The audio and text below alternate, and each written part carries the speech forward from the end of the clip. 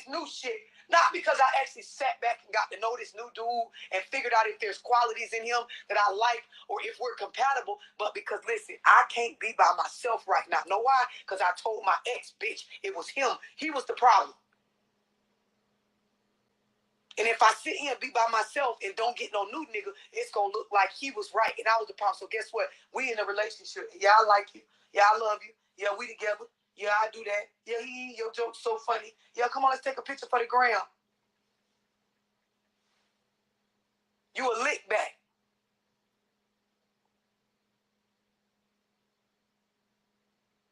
Men do it too. My baby mama told me I wasn't shit.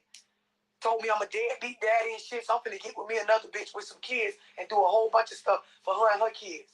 Not because I like her. Not because I actually fuck with them kids like that. But because I need my baby mama to see this shit. So she can know, bitch, you lost something. I ain't lose you, hoe.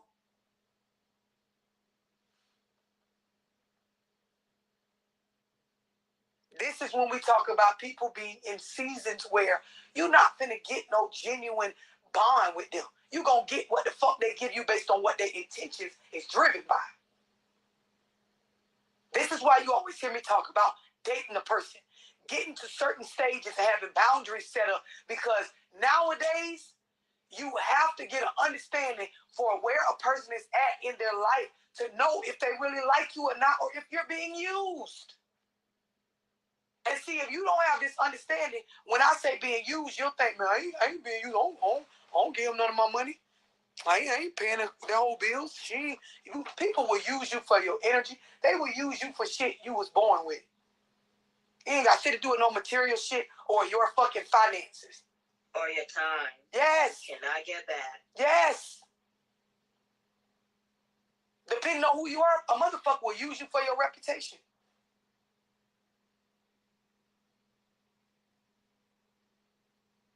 People respect her or him, so if I could get them on board or make it look like they involved or they agree with this or they fuck with me, it'll make other people used.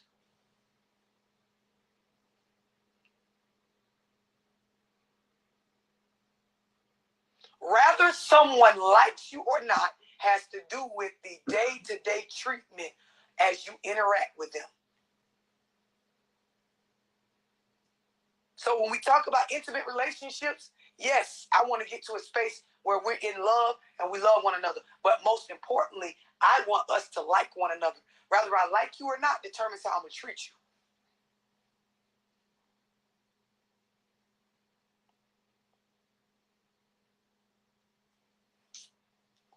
Y'all got to genuinely understand this as adults. This is why when you meet successful people, and I ain't talking about just finances, just in their life, I've made it my business to keep balance. So I work on my physical health, my mental health, my businesses, my finances. I got boundaries and shit.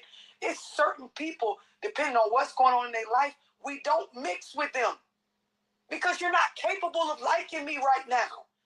You have so much going on. It is necessary for you to just worry about you.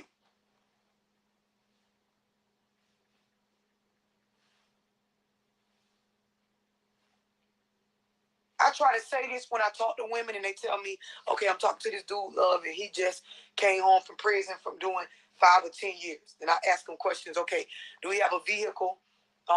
Does he have a stable income? Does he have his own place to stay, or is he living with somebody? They give me the rundown, okay, the man's in a survival season, right? So now you on this phone call talking to me about all the things that have to do with building a relationship with you. The man in a survival season, when you're in a survival season, the number one priority is to survive, to get your basic needs met by any means necessary, right? So I already know the conversation goes on. It ends up in a space where the girl mad at the dude because he got some other dealings with another female that he's using for whatever resources he can get out of her. Now, I'm woke, so I understand all of this actually makes sense. He's not a bad person.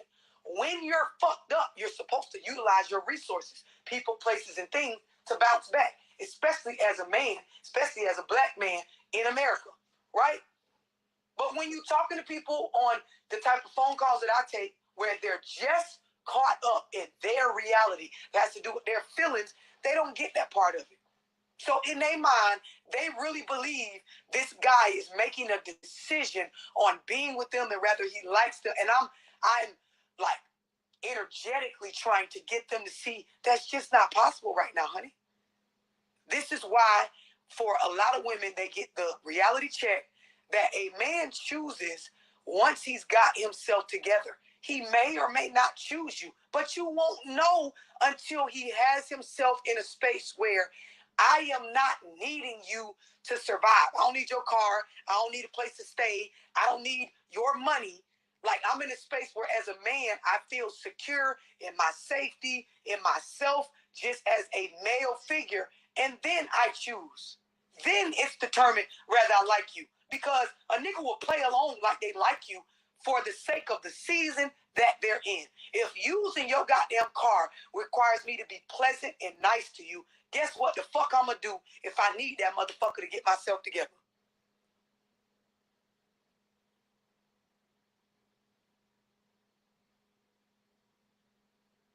And if I can't use your car every day, if you need your car when you get off at 5 and on the weekends, guess what?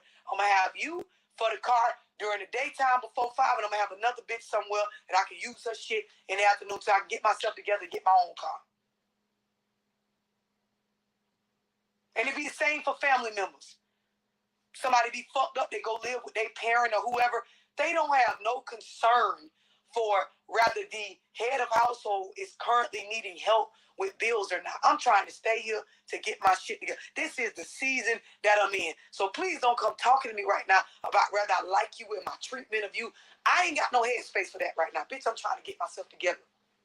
Now, when I got me together, then you can come talk to me about if there's something I need to correct or my interactions and dealing. This is just the way it is with people in certain seasons of their life. Do y'all understand what I'm explaining?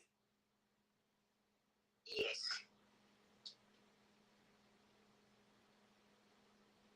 It's 100% the hierarchy of needs. And if you don't understand that, you'll go around and think everything's about your fucking feelings. This is why a lot of people don't understand when they get fired off of a job. They think like when the job fired them, the company's just going to crumble. Them people going to fire and keep based on the needs of that company. When you understand that, you understand that you're an employee. And if you want to run some shit, go be an entrepreneur.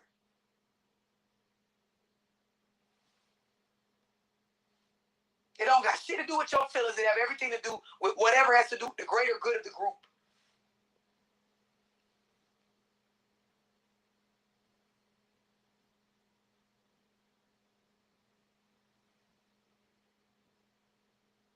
Now, there's the concept that people can only keep or be successful at what they could manage. So obviously you see a lot of people in certain seasons of their life and they end up stuck where there's this circle, this cycle of them just going in a circle, never being able to really get themselves together. But that has to do with their skill set on managing the opportunities and the things that come from their choices, right? But you have to understand, people in certain seasons, it just, you ain't finna get what you think you finna get. They don't got it.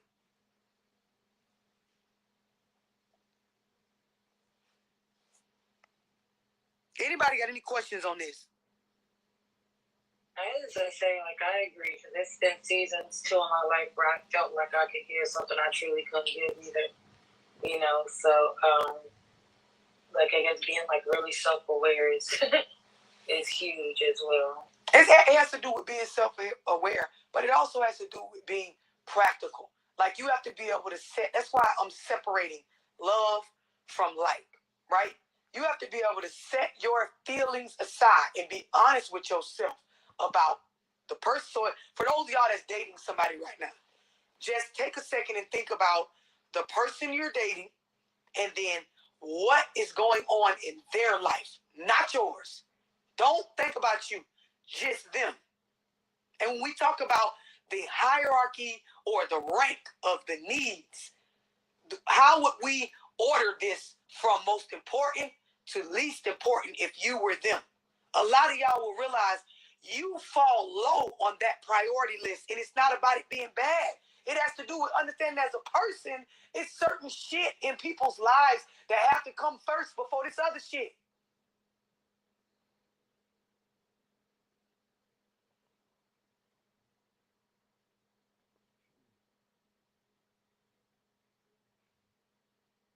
Do y'all understand what I'm explaining? Yeah, I do. Yep. This is the number one thing I talk to people about when I do relationship counseling. What is happening in your life? What is happening in his life? Now, if you were her and he was you, prioritize the things that you told me that you heard them say is happening in their life, and you prioritize the things that she just told us is happening in her life. Write the list out from it needs my immediate attention to it can wait. And a lot of times the relationship is like 9th or 10th on the list.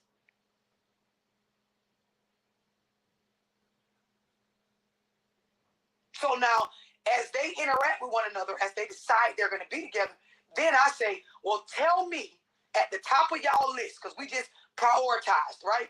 Here's the stuff I need to deal with from immediate to it could wait, right? Now tell me what things that y'all interacting can help solve at the top of the list. Now, if you're really compatible, it'll start to click that, okay, the more we work together, the more we'll chop down a lot of this stuff at the top of our list. If you're not compatible and you don't like one another, you don't notice I ain't talking about love. If you aren't compatible and you don't like one another, the shit at the top of the list don't be getting done, because when you don't like somebody, your energy off as soon as they come in the room. You argue damn near about everything, or you don't talk at all, because that's why you don't argue. You're in a space where you damn near disagree before you hear whatever the fuck their point is. You're in a space where the idea of each other proposes a toxic energy. So, of course, being together ain't going to chop down none of the stuff at the message. Do y'all understand what I'm explaining?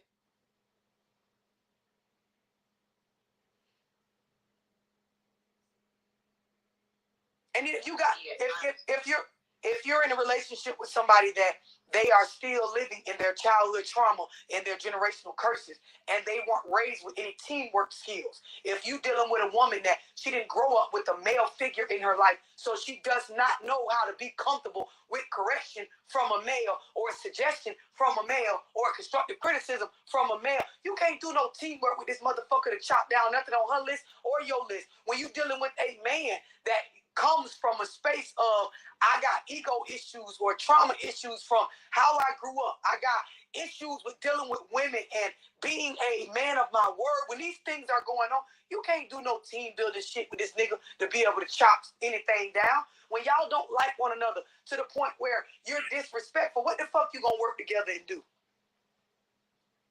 Hey, shit. What you say? Like when they got childhood traumas. 100%. Anybody got any questions on what I'm explaining?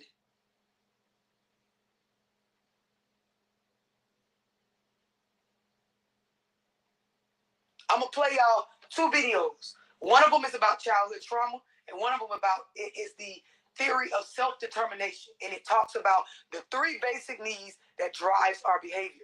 When you understand this, you will realize how important it is for me to get an idea, a clear picture of where this person is at in their life. Is it clicking for some of y'all that in my past dealings with people, before I sat there and got consumed with how I feel about them, I should have got an idea of where they were at in their lives. That is going to determine how they are towards me, this relationship. Yes. Yes, I should have. Yeah. There would be a lot of people that I wouldn't waste my time with.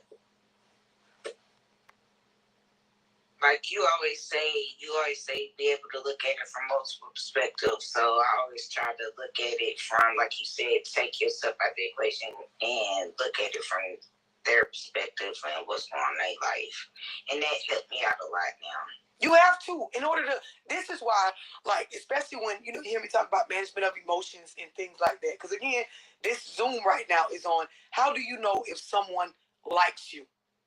Right? Or are they dealing with me based on situations or using me or, whatever it may happen, the stuff I'm going over. So when I talk about management of emotions, the biggest part of that, like the biggest value in being able to do that, is that you'll be able to manage or set aside your feelings in different situations to get an idea of the type of person you're dealing with. People don't tell you verbally what type of person they are. Y'all know that, right? People do not verbally tell you what type of person they are. They show you, but it's not just through their dealings with you. It's you watching how they treat themselves, and this is something to write down. You watching how they treat themselves, but also you watching how their life looks. I was having a conversation with somebody the other day, and I was explaining, like, you notice how when someone doesn't have a vehicle, right? Everybody that does not have their own ride or their own consistent transportation that they can rely on, they have a story or some sort of testimony as to why. Right?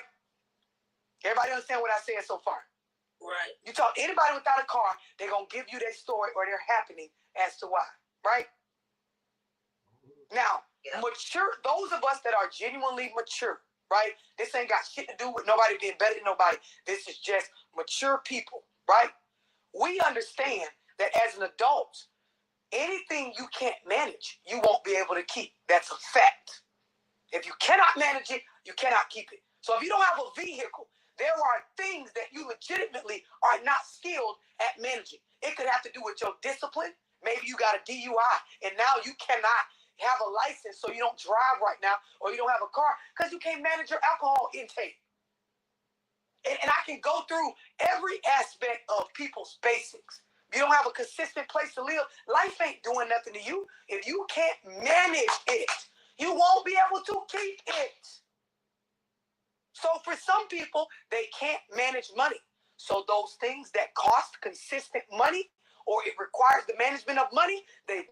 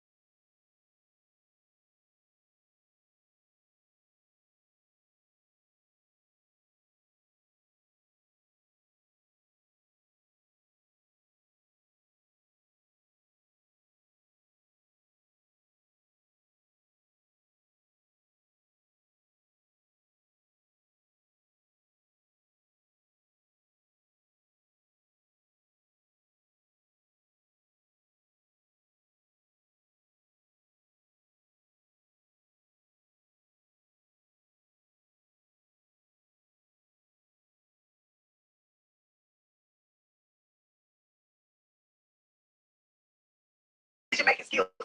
That's what matters.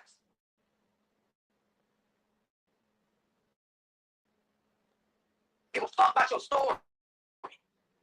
Don't give a damn about your testimony of being a victim from what somebody did to you. What people do to you is what the fuck you allow. How your life look is a reflection of you. You're in control of that shit. The quicker people understand, the quicker they fix that shit. You ever notice when somebody realizes ain't nobody to blame and the shit is on them, they'll get up and go fix it. They won't say it. But when it's somebody else's fault, when they feel like they can put the notion out there it's somebody else's fault, they'll talk about it forever. Let it be their fault. They won't talk about that shit at all.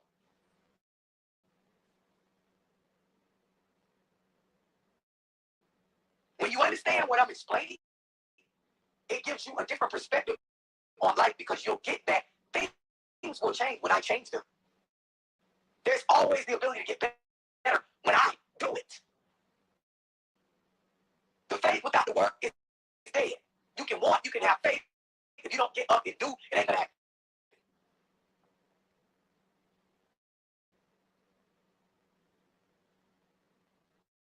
So if you genuinely understand this, as you meet people, and I'm deciding, I just met this dude trying to figure out if they actually like me.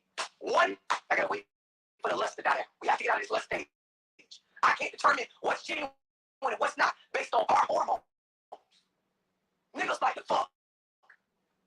That's why I be so blunt on the internet when I'm talking to women about the amount of us that are having these babies. It's like we're in a fucking trend of baby showers with no daddies, single mama household, like it's some sort of glorified thing.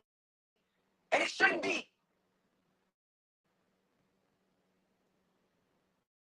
But it's like that because we lie to ourselves. He fucked me wrong, so he wanted to be with me. He wanted to have a baby, that's why he was sleeping with me wrong. Like we don't understand that niggas like raw sex. It feels good. Yeah, a lot of us like raw sex. That don't mean we wanted a baby. That was just the consequences of our poor choices. That did not mean that man wanted a child with you. He don't even like you. You don't even like him.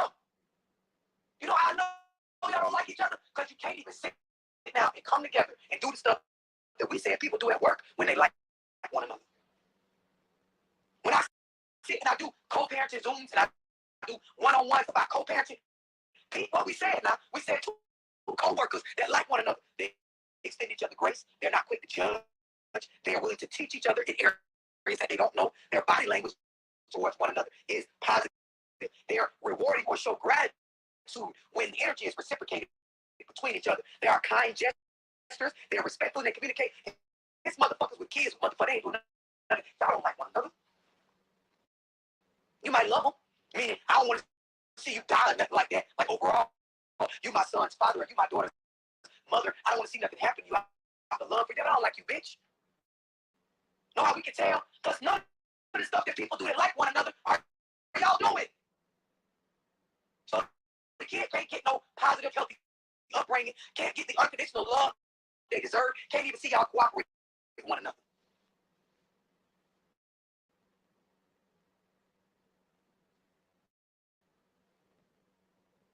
We lie to ourselves about the stuff that I'm talking about right now, and in the consequences later on, we want them to be someone else's fault.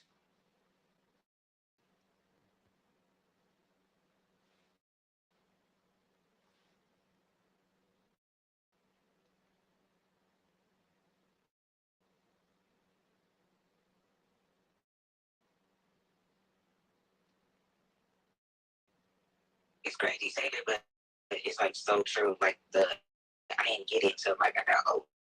I'm still learning, but it's so true. The whole mind stuff, like it's just like mind boggling. Yes. We hang on to. This is why, like the conversation that I'm having with y'all, it has to happen. We hang on to the concept that, girl, you love me. Yes, you love me. But if you're being treated bad, right? Just keep this. I love you, but I'm in a space where I don't like you. So I treat you with dislike, right?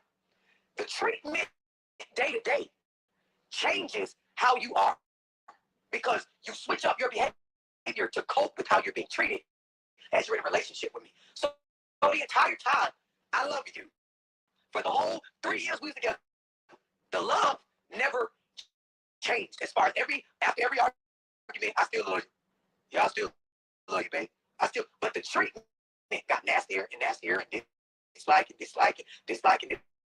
to the point where now you down there toxic and nasty along with me. So I changed you based on the dislike. And we can end on a note where we ain't together no more. I still love her. He still loves me and she still loves me. But both of us are now different as a person because of all with dealings where we handle each other with dislike.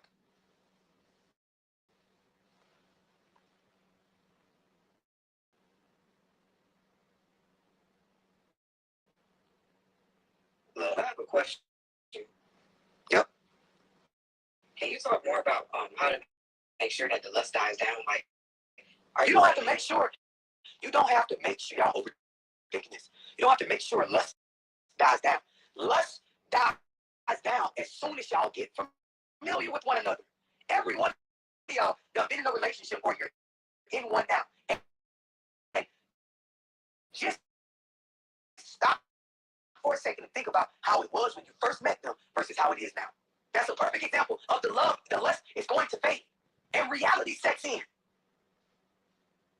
It's when you start to realize things about it. Because when you're in the lust stage, you like everything about it. The fucked up shit, the stupid shit, you're laughing at stuff that ain't funny. You putting up with things that you probably wouldn't. When all of that lust settles, the physical attraction, the emotion, the highlight, when it's at its peak, when that dies down, you will see that we're in a routine of dealing with one another. And then this is when you're able to see whether the person likes you or not. A perfect example, what Brittany brought up, the few guy friends she mentioned, right? They've been knowing each other. So it's not, they ain't in no lust stage no more, right? They have dealings with her. But unless one of them is heavily pursuing her from the concept of, it ain't about getting no ass. I'm interested in this woman based on her mind, her ways, how she carries herself. If they're not doing that, and they don't have any meaningful dealings when it comes to business or like friendships they're building off of events that they attend, the man's waiting around to see if they can fuck. Can I say that? Can I say something? Mm-hmm. Okay, so in my own defense, because I don't want to just be like I'm just playing myself, or regardless, because I do that if I need to. But it was like this guy, he really wanted to be with me at one point, but I didn't want to be with him. And so it was like I was interested in my daughter's father, you know, dealing with him. So it's like when I jump back into, and he's like, you just jump back into. So back up, Brittany. How do you know he wanted to be with you? Describe to us how you knew he wanted to be with you. He spent time with me. Okay, and when y'all spent time, what were y'all doing? We would go out to eat. We would watch football, Monday night football, Sunday night football. Just come to my house and watch the games and stuff like that, like, and not be intimate at all. Just come hang out with me and he go home. And this went on for how long? It's been going on for, my son is 20. On and off for about 15 years. But at the same time, though, I love, don't let me down. He, at first, he had a baby mama. And he was believing his dad looking at the picture and he was basically cheating on his girlfriend. But he would just chill with me. It wasn't sexual, you know what I'm saying? But so pause. Pause. Okay, no. Pause. I'm gonna teach, right? I'm gonna teach you. So remember earlier I said when you meet people, it's not just about your dealings with them. It's not just about how they treat you. It's about how they treat themselves and what season of their life they're in, right? So if we look at, this has nothing to do with you, the seasons of his life that he was in, right? You were in what to him? Side bitch. No, it ain't even because you ain't give up no pussy, correct? No. Okay, so you're not a side bitch, right? But you're an outlet. If I got a lady, if I have a lady that I live with, right? Something is happening at home where I go and spend these increments of time at Brittany's house where I'm just chilling and vibing and it ain't about sex. And I want you to understand what you described going on with a lot of men. Because who's at home? They don't like them. They love them, but they don't like them. You see what? So I go, and it's not that I actually like Brittany, but I go over here, and it is an outlet away from whatever stressing or ailing me in this particular situation. So what I'm saying, if you pay attention to not just how the person is interacting with you, but what's going on in their life, it will tell you what's driving their behavior. And you know what? It's the same shit with Malia's dad is. He don't want to be with he don't want to be with this girl he with. She's an outlet. It was easier because she would have just, and I, correct me if I'm wrong, but she was like silent behavior. So, like, she don't have no argument. She don't, so it was just easier to be there. And again, based on what's going on in the person's life.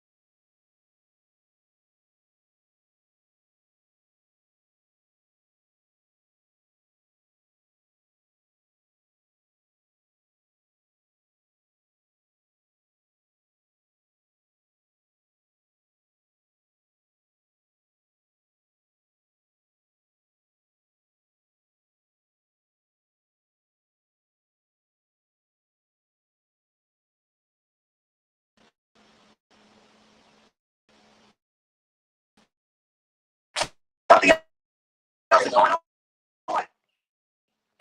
When people operate how she's describing as far as their communications with you, they split their attention between you and somebody else. It's the same as when you're dealing with me and there's some consistency in how I operate with you, and then it changes up, and it changes up based on nothing that I knew of or nothing that you communicate.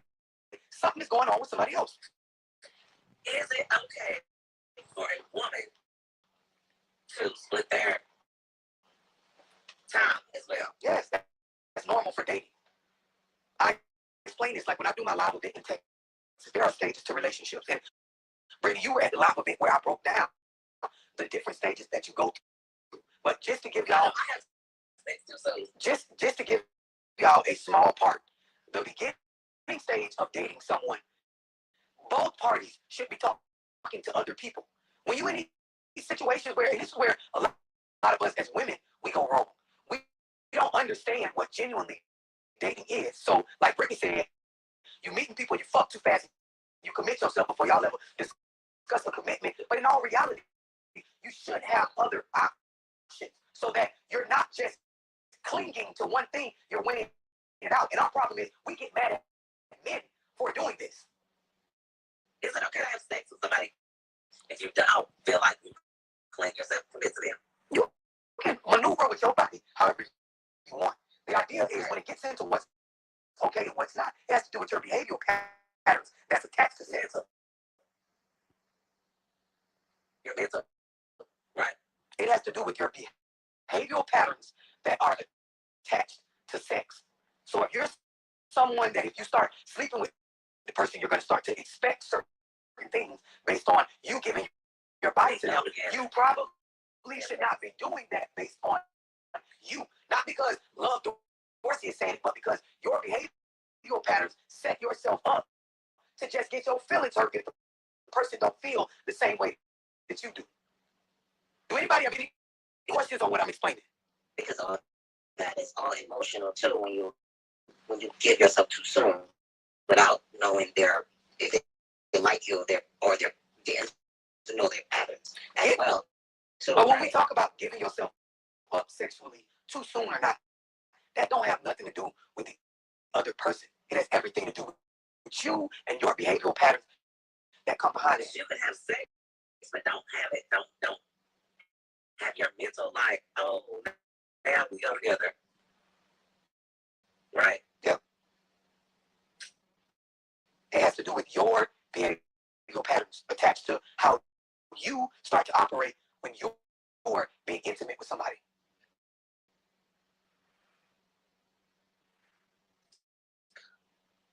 Anybody got any questions on what I've explained so far? Still suck, but don't have no mental attachment. I love it.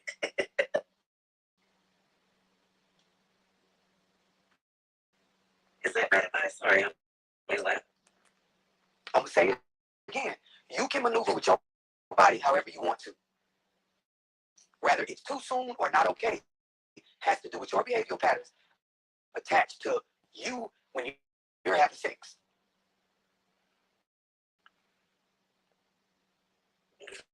I can't take my mother. Not really. I just feel like I shouldn't be having sex. If that's what your first mind tells you, Brittany, then that's probably true.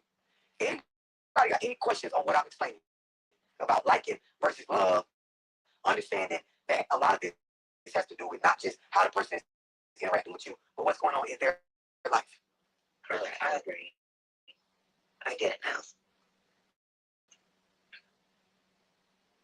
The other idea when it comes to when we talk about sex, right? Because a lot of women propose the question like Brittany doing, and it sounds funny, but we talk about like what men do it, so why we can't do it.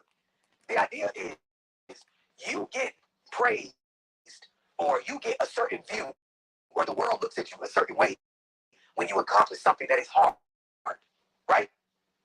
For women, getting sex is not hard.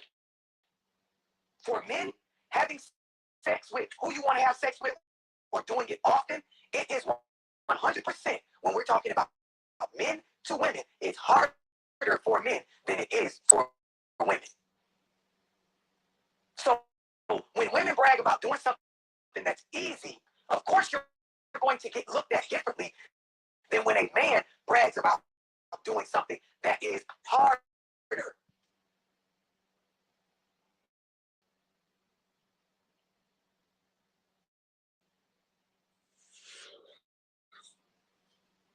Why is that easy? I just try in seconds. It's not about whether you're trying to or not. It's a fact that it's easier for women to get sex than it is for men. So when women go around talking about having multiple sexual partners and stuff like that, it's always going to get viewed differently because for men, there is a different type of game or playing field when it comes to getting sex. Okay. Anybody got any questions on what I explained about love, like understanding when you're past that lust? This is when you start to be able to discern whether someone likes you and whether someone likes you has to do with y'all day-to-day dealings with one another.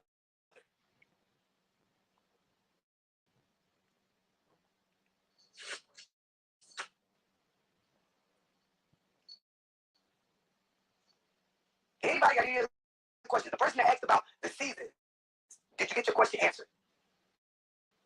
Yes, I got an answer. The person that thought the guy was being spontaneous, did you get your questions answered? So really, I was talking about myself, but just to go back to what you were saying is like when I asked you the question, it was simply saying that the person is involved with another person, but really it's like my situation. That's not the case always, but I just have other stuff going on. Like I'm in school and I study, so I really don't. It's not the top of my priority list to actually call or text a dude like just to hear from. But listen to me. My exact words was there is something else going on. Yeah, I see. Yeah, okay. I didn't say, oh, that means that they're texting. I gave you an example of like other scenarios when that go on. There is something else that's going on. Yeah.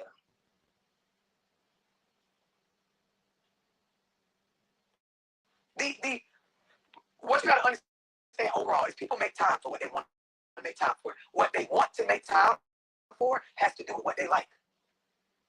Yes. Yeah. How they do or don't treat you is tied to whether they like you or not.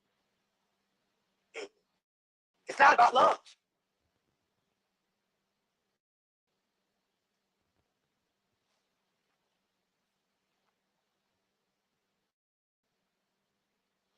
Anybody got any questions before I play y'all this video?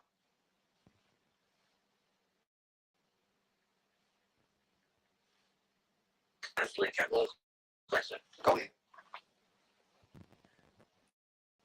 Okay, so